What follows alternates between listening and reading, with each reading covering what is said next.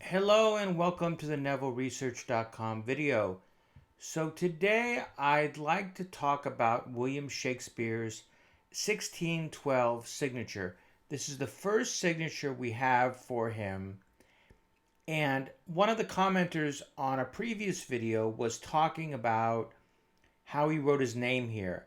And I've come up with a new theory. I'm sure other people have come up with this idea in the past, but I've come up with a new theory to explain exactly why William Shakespeare signs his name the way he does here, when on the other documents he really signs it a different way. So this is a deposition that he gave in 1612, and if we scroll down, you can see his signature here. So as I've talked about in previous videos, this W is well formed, the I, L, and these aren't really well formed, but he seems to be writing W, I, L, L, M, and the W, he makes the W the same way in all of his signatures. So that, I take that as very strong evidence that William Shakespeare did know how to write his first name. And then here we have an abbreviation mark here. Okay? So with his last name, he writes a reasonably well-formed S. It's not really complete, but it's reasonably well-formed. He writes an H that's, quite nice, and the rest of it not really letters. So this isn't really an A, and this is sort of just a blotch, maybe an attempted K, and then he sort of just gives up with this sort of flourish at the end. So we have a signature that is not the signature of a literate individual. It's somebody who doesn't write their name often, obviously someone who doesn't write a lot of letters, certainly not someone who wrote 36 plays and 3 books of poetry.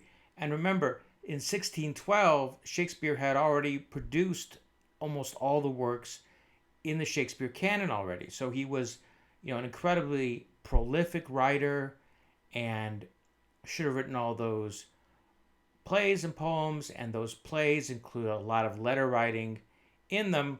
So one would assume that he wrote a lot of letters as well, but he really, can't sign his name.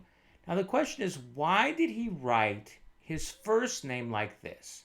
Why did he sort of abbreviate his first name?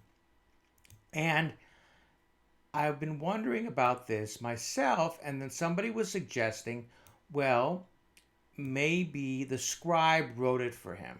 And I think the reason they're suggesting that is because here the name is abbreviated as well. So this is sort of a fancy W. This is an I, L, L, M. I mean, it's, clearly written. And then this is an abbreviation mark, sort of a fancy abbreviation mark. So what I think happened is that Shakespeare was copying his name. He probably sort of knew how to write his first name but wasn't sure, and so he copied the scribe. So he copied this, or did his best to copy it down here. And it matches. There's the abbreviation mark, there's, W-I-L-L-M, and this W is consistent, like I said, through all his signatures on the other documents. So I think he really knew how to write a W, and the rest of it he's sort of copying and doing his best. And this S here is a standard secretary hand S, and is similar to this one, kind of. But maybe he knew how to write an S anyway.